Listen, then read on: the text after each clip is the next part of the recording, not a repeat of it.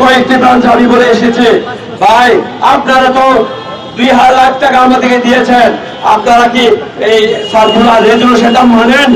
ওনারা সুন্দর সুন্দর করে বললো অবশ্যই আমরা মানি। তাহলে আপনারা রেজুলেশন 1 নম্বর তারা ইয়ার কাটছেন, 2 নম্বর তারা প্রভিডেন্ট টাকা দিচ্ছেন না, 3 নম্বর তারা আপনারা আমাদের কোনো টাকা উত্তোলন করার সুযোগ দিচ্ছেন না যদি সেভিংসে থাকে। তাহলে এই 3টা ধাপ যদি আপনারা পার করেন, চতুর্থ ধাপে 1 লাখ টাকা করে দেওয়ার কথা কেন আপনারা পরিপালন করতেছেন না? আমি বলে এসেছি, কয়েকটি ম্যানেজার সহ সব জায়গায় আমি বলে এসেছি, যদি আগামী 1 সপ্তাহের মধ্যে আমাদের 1 লাখ টাকা, 6 মাস পরে আর 1 লাখ টাকা যদি আপনারা দিতে ব্যর্থ হন, আমরা আমানতকারী ভাইরা আপনাদের জন্য জোতার মালা নিয়ে এসে সুতরাং সেই দিন আসবে নয়। সাবধান থাকুন, 1 সপ্তাহের মধ্যে আমাদের সমাধান বের করুন, না হয় আর ব্যাংকে ঢুকেন না। আপনি যদি ঢুকেই থাকেন, জোরের মারা পড়ার জন্য আপনার প্রস্তুত হন। আর পিছিয়ে যেতে চাই না, আমরা সামনে যাওয়ার ছাড়া আর কোনো পথ নেই। সুতরাং আপনাদের আবারও হুঁশিয়ার করে দিতে চাই, বাংলাদেশ ব্যাংকের গভর্নর মহোদয়, আপনারা অনেক তালবায়না করেছেন, আর তালবায়না করতে আপনাদেরকে দেওয়া হবে না। আপনারা সতর্ক হন, যদি সতর্ক না হন পথে ঘাটে ফেলে আপনাদেরকে আমরা আচরণ লাগাবো। ধন্যবাদ, অনেক কথা বলেছি ভাই, অনেক বক্তা আমাদের মধ্যে আছেন, অনেক বড় বড় প্রস্তাব আসবে। আমি সবাইকে আবারও ধন্যবাদ জানিয়ে আমার বক্তব্য আমি শেষ করছি। ধন্যবাদ। মূল দাবিটা কি? মূল দাবি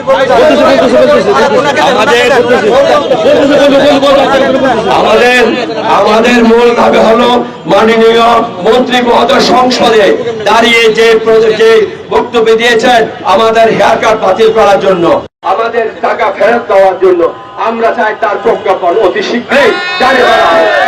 দ্বিতীয়ত, কিভাবে আমরা 1 লাখ করে 3 মাস পর পাওয়ার কথা সেটা আমরা পাচ্ছি না। আমাদের 3 লাখ 1 লাখ করে এগুলা রেজুলেশন মোতাবেক, আইন মোতাবেক এটা পাওয়ার জন্য আমরা ব্যবস্থা করার জন্য নির্দেশনা করেছি। আপনারা অতি সত্তর এটা ব্যবস্থা করেন। 4 নম্বর, যে ইন্টারেস্ট দিয়ে আজকে আমরা সম্মিলিত আন্দোলন করি, আজকে বাংলাদেশের ব্যাংকিং সেক্টরে একটা কম্পিটিশন মার্কেট চলতেছে ব্যাংকে, এই ইন্টারেস্ট দিয়ে এটা কোনোদিন দাঁড়াতে পারবে না। ওটা পরিবর্তন করে আগের ন্যায় আবার ইন্টারেস্ট প্রণয়ন করার জন্য, সার্কুলার করার জন্য আমরা আবেদন জানাই। ধন্যবাদ সবাই।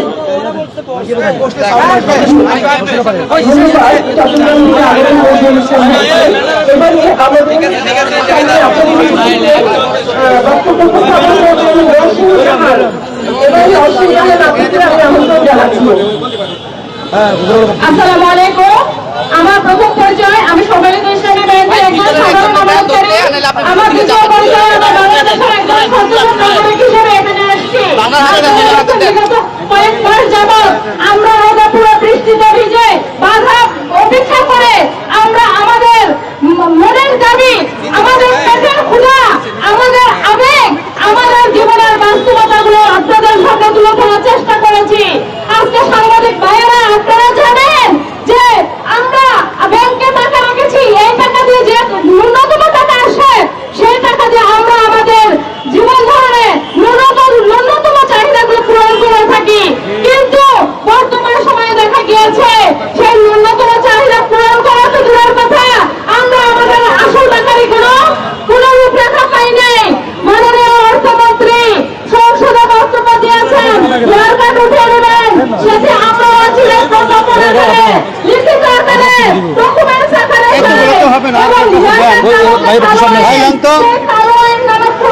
আমরা চাই না ব্যাংকিং সেক্টরে। আর 3 মাস পর সংসদে উত্থাপিত হয়েছে যে আমরা 3 মাস পর আদৌ সেটি সত্য নয়। আমরা এখন পর্যন্ত স্কিম অনুযায়ী 3 মাস পর টাকা পাচ্ছি না। আমাদের ব্যাংকের মুখপাত্র বলেছেন ক্যান্সার ও কিডনি রোগীরা ফুল টাকা পাবে বিনা শর্তে তাদের কাগজপত্র ডকুমেন্ট জমা দিয়ে। বর্তমানে আপনারা খোঁজ খবর নিয়ে জানতে পারবেন ক্যান্সার ও হাজারো কিডনি রোগী আছে যারা তাদের টাকার অভাবে চিকিৎসা করাতে পারতেছে না। তাহলে বর্তমানে আমরা কোথায় গিয়ে দাঁড়িয়েছি? আমরা তো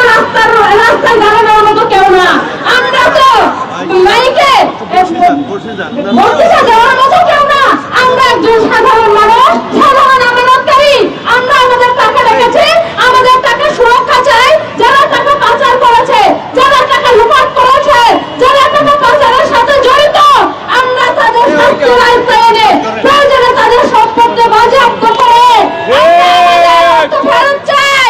আমরা কিচ্ছু জানি না, আমরা লাল নীল সাদা কিচ্ছু জানি না। আমরা একটা কথাই জানি, আমরা আমাদের মূল টাকা চাই। আমাদের মূল টাকা দিয়ে কোনো তালবাহানা চলবে না, আমাদের মূল টাকা নিয়ে কোনো ছলনা চলবে না। আমাদের মূল টাকা আমাদের অধিকার, এটি আমাদের হকারের টাকা, এটি আমাদের পেটের রুজির টাকা, এটি যে আমাদের পরিবারের ভরণ পোষণ চলে, এটি যে আমাদের চিকিৎসা চলে, এটি যে আমাদের জীবন জীবিকা নির্বাহ চলে। সুতরাং আপনারা ভাই বোন, আপনারা যারা গণমাধ্যম কর্মী ভাই বোনেরা আছেন, আপনারা আমাদের ন্যায্য দাবিগুলো সরকারের কাছে পৌঁছাবেন। এখন বর্তমানে বাংলাদেশে নির্বাচিত সরকার আছেন, উনি জনদরদি। আশা করি উনি আমাদের কষ্টের বিষয়গুলো তুলে ধরবেন এবং এটি সম্পর্কে যত দ্রুত সম্ভব পদক্ষেপ নেবেন এবং আমরা ভদ্রবেশে ঘরের মানুষ ঘরে ফিরতে চাই।